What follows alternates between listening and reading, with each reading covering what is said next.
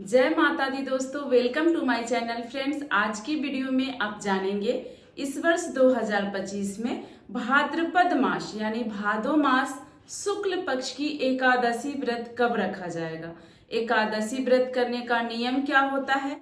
तो ये भादो मास शुक्ल पक्ष की एकादशी को लेकर बहुत अधिक कंफ्यूजन है लोगों में, क्योंकि एकादशी तिथि 2 दिन मिल रही है, इसलिए पारण को लेकर सबसे ज्यादा कंफ्यूजन है। और आप सभी का भी बहुत सारा प्रश्न आया है, एकादशी व्रत का वीडियो लाइए दीदी।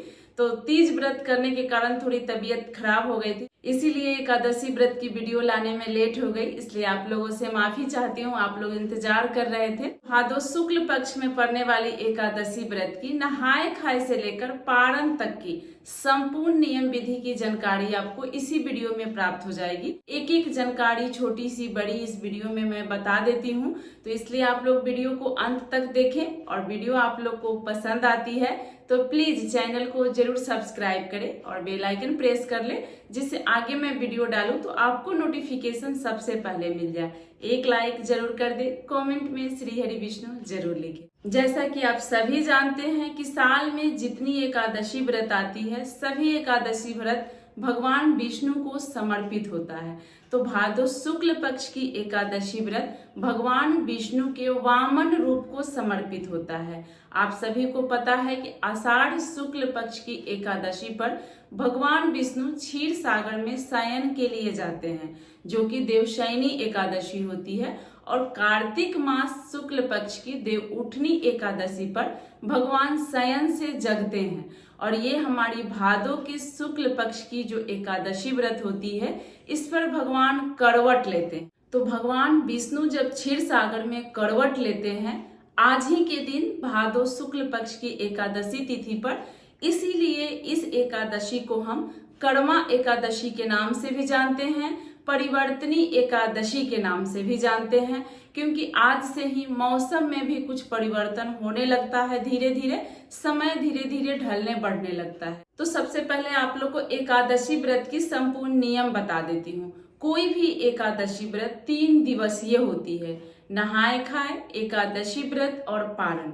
एक एकादशी व्रत ही ऐसा है कि नहाए खाए से लेकर पारण तक अगर हम नियम में चूक करते हैं, इसका फल हमें प्राप्त नहीं होता है। इसीलिए जितना आपके शरीर से हो वही नियम आप धारण करें, लेकिन संकल्प लेकर धारण करें। कोई भी व्रत पूजा अगर हम एक तरह से करते हैं तो भगवान हमारी व्रत पूजा को जरूर स्वीकार करते हैं।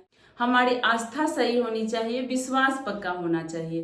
तो एकादशी व्रत में नहाए खाए का विशेष महत्व होता है। सबसे पहले बताऊं कि नहाए खाए के दिन चावल वर्जित होता है, मसूर का दाल, बैगन, तामसिक चीज, दूसरे के घर का भोजन, रेस्टोरेंट का खाना, ये सब चीजें एकादशी व्रत की नहाए खाए में वर्जित होती है। उसके बाद हाथ धोकर ही अपने रसोई में शुद्ध शाकाहारी भोजन बनाएं, भगवान विष्णु के नाम से भी थोड़ा भोजन निकाले, तुलसी पत्र डालकर भोजन प्रारंभ करें।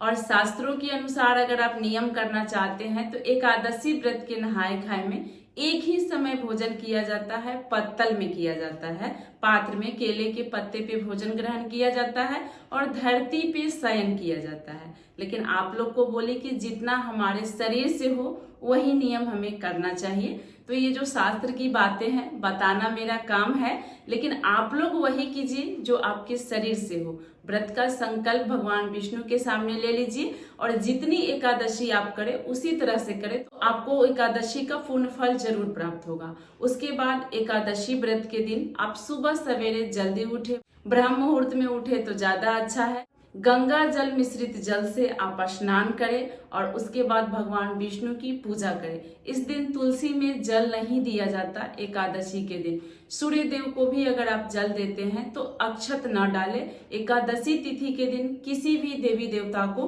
चावल का, अन्न का भोग नहीं लगाया जाता है, ध्यान रखिएगा। उसके बाद भगवान विष्णु की अपने पूजा मंदिर में ही वामन रूप का पूजा करें। अगर वामन रूप का तस्वीर आपके पास नहीं है तो एक सुपारी में कच्चा सूत्र लपेटकर वामन रूप का नाम रखते हुए भगवान विष्णु की पूजा कर ले।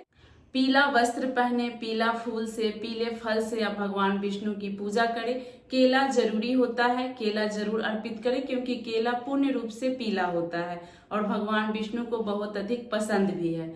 इसी तरह से आप व्रत रखें। एकादशी व्रत फलाहार और जलहार रखा जाता है, निर्जला नहीं रखा जाता। पूरा दिन आप जल फल खा सकते हैं, लेकिन एक नियम होता है कि एकादशी व्रत में कम से कम हमें मुंह जूठा करनी चाहिए। जैसे कम से कम हमें फलाहार करनी चाहिए। आप एक ही बार जो भी खाना है भरपेट अच्छे से थाली में परोस कर फलाहार करें, बार बार मुंह जूठा ना करें। एक बहन का प्रश्न भी आया था कि एकादशी व्रत में दवाइयां ले सकते हैं कि नहीं।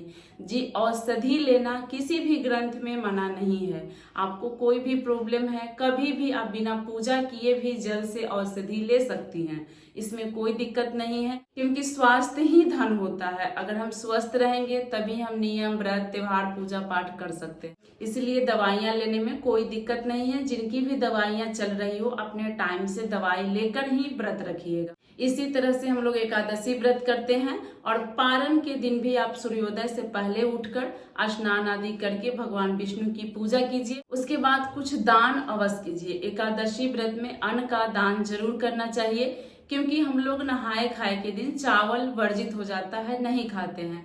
तो सफेद चीज जैसे आटा की, चावल की, आलू, दाल, नमक, हल्दी, सब कुछ आप ब्राह्मण को दान कर दें। अभी भी एकादशी व्रत का पारण हमें तुलसी मिश्रित जल से ही करना चाहिए। और एकादशी व्रत की पूजा भी आप करेंगे तो भगवान विष्णु को तुलसी की पत्र मोजर के साथ जरूर अर्पित करें। लेकिन ध्यान रखिएगा, एकादशी व्रत के दिन हमें तुलसी नहीं तोड़नी है, इसलिए आप लोग नहाए खाए या उससे पहले ही तोड़कर रख लीजिएगा।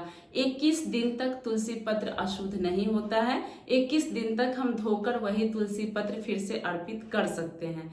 चलिए अब जान लेते हैं कि इस वर्ष 2025 में भादो मास शुक्ल पक्ष की एकादशी तिथि कब प्रारंभ हो रही है, कब समाप्त हो रही है, व्रत हमें कब रखना है और पारण हमें कब करना है। भादो शुक्ल पक्ष की एकादशी तिथि प्रारंभ हो रही है 2 सितंबर दिन मंगलवार को देर रात्रि में 12:49 पर और एकादशी तिथि समाप्त हो रही है 3 सितंबर दिन बुधवार को देर रात्रि 1:38 पर। ऐसे में उदया तिथि के अनुसार हम लोग भादो शुक्ल पक्ष की परिवर्तनी एकादशी 3 सितंबर 2025 दिन बुधवार को रखेंगे। अब जान लेते हैं पारण का शुभ मुहूर्त। तो देखिए, एकादशी व्रत का पारण हमेशा हरिवासर समाप्त होने के बाद ही किया जाता है।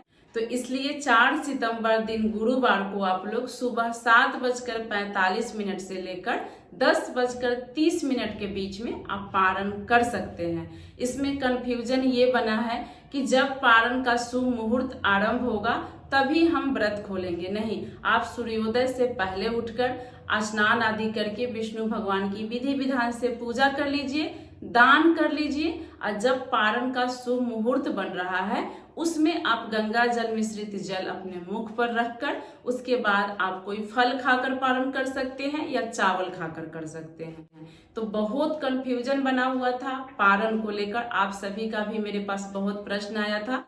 तो आशा करती हूँ भादो शुक्ल पक्ष की परिवर्तनी एकादशी की संपूर्ण जानकारी आपको इस वीडियो से प्राप्त हो गई। आपकी कोई भी प्रश्न हो तो कमेंट में पूछ लीजिएगा, आपको उत्तर बहुत जल्द मिलेगा। और ये वीडियो आपको पसंद आई हो तो प्लीज एक लाइक आप जरूर कीजिएगा। आगे आने वाली हर तीज त्योहार की, सभी एकादशी व्रत की वीडियो देखने के लिए मेरे चैनल को सब्सक्राइब कर लीजिएगा। कमेंट में श्री हरि विष्णु जरूर लिखिएगा। मैं मिलूंगी इसी प्रकार की अन्य वीडियो में। श्री हरि विष्णु।